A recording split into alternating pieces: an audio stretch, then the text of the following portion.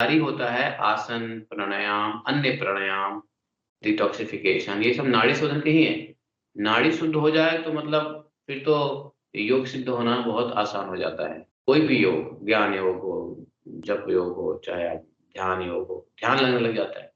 तो नाड़ी 72,000 नाड़ी में 12 नाड़ी बहुत इंपॉर्टेंट, 12 नाड़ी में भी 3 नाड़ी बहुत इंपॉर्टेंट, और 3 नाड़ी में भी 1 नाड़ी बहुत इंपॉर्टेंट, उसको बोलते हैं सुषुम्ना, सुषुम्ना नाड़ी।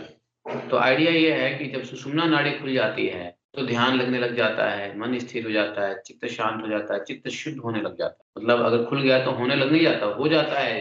तो सुषुम्ना नाड़ी को खोलने के लिए ईड़ा और पिंगला को बैलेंस करना पड़ता है, और ईड़ा और पिंगला के लिए 12 जो नाड़ी है उसके ऊपर पहले काम करना पड़ता है, और 12 नाड़ी को ठीक करने के लिए 72,000 नाड़ी को ठीक करना होता है। तो 72,000 नाड़ी ठीक होगा आपके पूरे दिन की एक्टिविटीज से, और पूरे 72,000 नाड़ी आपके दिन की एक्टिविटी से वो पॉल्यूट भी हो जाता है, खराब भी हो जाता है कि नहीं? सही सही सही, जैसे समय पे सोना, समय पे उठना, उग्र कर्म नहीं करना, एक्साइटमेंट में नहीं रहना, झूठ नहीं बोलना, यम नियम का पालन करना, भगवत चेतना में रहना, स्पिरिचुअल मटेरियल लेते रहना, अपने नियत कर्म करते रहना, और मतलब ये सब जो है ना, यम नियम, स्वाध्याय, ब्रह्मचर्य, तप, भगवत चेतना, ये सब 72,000 नाड़ियों को ठीक करता रहता है। और वो ठीक होने के बाद ये 12 नाड़ी जो है, उसमें इंद्रा, क्लिकर, धनंजय, पता है बहुत से नाड़ी। फिर वो जब ठीक होने लगेगा तो 2 नाड़ी अब बचेंगी, ईड़ा और पिंगला। ईड़ा और पिंगला बैलेंस हो जाएगा तो सुषुम्ना खुल जाता है, और सुषुम्ना जब खुल जाता है तब जाकर के आपको पूरा ध्यान। तो नाड़ी शोधन एक्चुअली वही है कि नाक से एक से लेते हैं, एक से छोड़ते हैं। ये है ईड़ा, ये है पिंगला। ईड़ा पिंगला, लेफ्ट है ईड़ा, राइट है पिंगला। तो ईड़ा से लेते हैं, पिंगला से छोड़ते हैं, पिंगला से लेते हैं, ईड़ा से छोड़ते हैं। तो एक प्रकार से दोनों नाड़ी को हम बैलेंस कर रहे हैं। मेडिकल साइंस में इसको हेमिस्फेयर कहते हैं, right hemisphere, left hemisphere. Right hemisphere, तो आपका राइट हेमिस्फेयर लेफ्ट बॉडी को कंट्रोल करता है, लेफ्ट हेमिस्फेयर राइट बॉडी को कंट्रोल, वही है।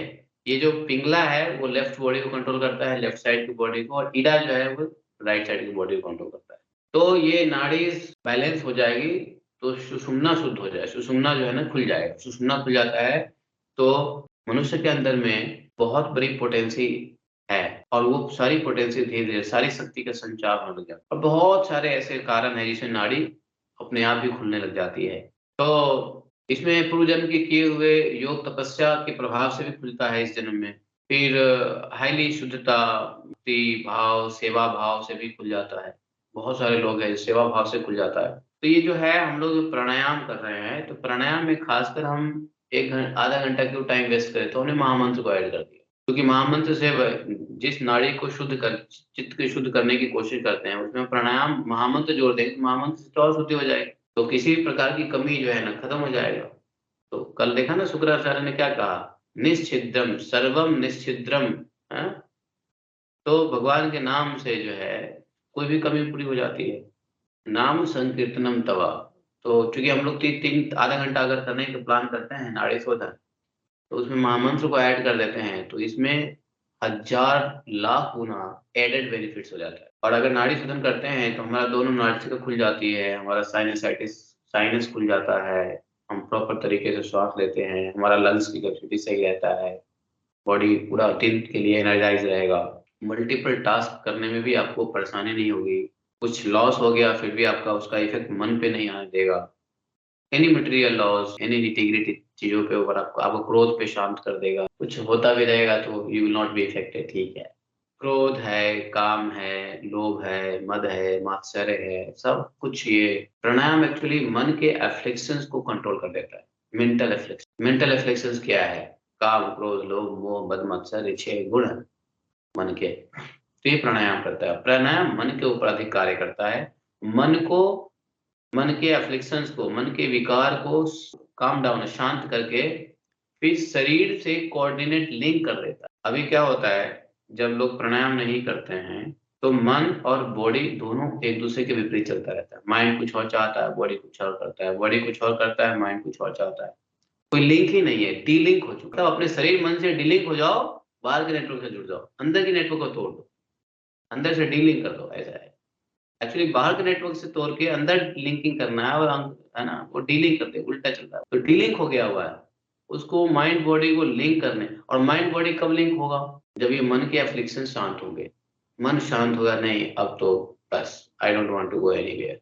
तो फालतू का कहीं जाएगा नहीं, क्या करेगा? एक जगह बैठ के भजन करेगा, साधना करेगा, योग। नहीं तो जब तक मन में चेतना रहेगी हमें यहाँ जाना है, वहाँ जाना है, ये भी देखना है, वो भी करना है, ये भी करना है, दुबई जाना है, लंदन जाना है, अमेरिका जाना है, दुबई जाना है। तो ये सब क्या होगा कि मन भगाएगा, शरीर भागेगा, शरीर सफर करेगा, शरीर चाहता है एक जगह बैठना, योग करना, साधना करना, भजन करना, मन भाग रहा है। कहीं मन चाहता है तो शरीर भाग रहा है, क्योंकि शरीर में बेचैनी हो रही है, शरीर में वायु बढ़ गया है तो शरीर भागेगा। मन चाहता है एक जगह बैठूं, लेकिन शरीर बैठने नहीं देता। भक्त लोग चाहते हैं कि एक जगह बैठ करके 16 माला करूं, लेकिन उनके शरीर में वायु इतनी बड़ी होती है कि भगाता है, हरे कृष्ण कृष्ण कृष्ण हरे हरे, भागवत की माला करेगा, तो चाह के वो ध्यान नहीं कर सकता है।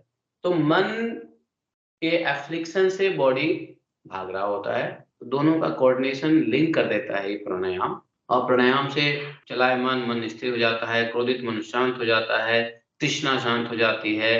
एक समुचित उद्देश्य के ऊपर फोकस करते हो, आपका पूरा जो ध्यान है वो एक उद्देश्य के ऊपर केंद्रित हो जाता है। इस प्रकार के नियंत्रित मन जो है ना, सत्य असत्य को समझ सकता है। अदरवाइज पीपल आर जस्ट, कहते हैं वायुरेव, हवा की तरह मन भागता रहता है। हवा है कभी इधर, कभी उधर, कभी दाएं, कभी बाएं, कभी ईस्ट टू वेस्ट, कभी नॉर्थ टू साउथ, मन भाग रहा है। मन भाग रहा है तो शरीर भाग रहा है, मन भाग रहा है तो इंद्रियां भाग रही है, इंद्रियां भाग रही है, कर ज्ञान इंद्रिया भाग रही है, कर्म इंद्रिया भाग रही है, कर्म इंद्रिया भाग रही है तो फिर टांग हाथ चल के कहीं चला जाता है। तो ये है प्राणायाम का उद्देश्य। तो इसलिए प्राणायाम के बिना, आप साउथ इंडिया के ब्राह्मण को देखो, नॉर्थ इंडिया में लॉस्ट हो चुका है। विदाउट प्राणायाम कोई मंत्रा है क्या? है ना? आज भी ऐसे ऐसे करेंगे फिर मंत्रा करते हैं। गायत्री, गायत्री क्या है? प्राणायाम के बाद गायत्री है। तो पहले प्रणाम करेंगे फिर गायत्री है। तो pranayama is something to control the voluntary control of the breath for controlling the mind, and mind will control the senses and the senses will control the body, है कि नहीं? तो ये एक अलग उसका पर्पस है, और वो जो चैंटिंग है वो अलग का पर्पस है। तो चैंटिंग तो भक्तों के लिए है। ठीक है, thank you very much, hope that is clear. दोनों इम्पोर्टेंट है, क्योंकि कोई कहता ही नहीं मैं तो मन को ऐसे वो जीत लिया। जितेंद्रिय कैसे हो सकते हो? मन जो है ना सभी इंद्रियों का स्वामी है, सभी इंद्रियों का। भगवान कहते हैं इंद्रियों में मन हूँ, मतलब श्रेष्ठ मन है। और मन ही जो है ना कर्म ज्ञानेंद्रिय, कर्मेंद्रिय को। तो मन को निग्रह करने के लिए एक है कि चलो हम भगवान, मन को भगवान के चरण शरण में लगाएंगे तो हम मन हो जाएगा निग्रह। लेकिन भगवान के मन इतना चलायमान है, भगवान के चरण में भी रहे जब ना, उसका जो सटल वे ऑफ कंट्रोलिंग है वो है, भगवान के चरण शरण में लगाओ मन तो शांत हो जाए, सटल है। लेकिन सटल पहले ग्रॉस लेवल पे करोगे तो सटल पे आप इजीली पहुंच सकते हो। तो gross level of controlling mind is pranayama, subtle level of controlling mind is always remaining भक्ति भाव।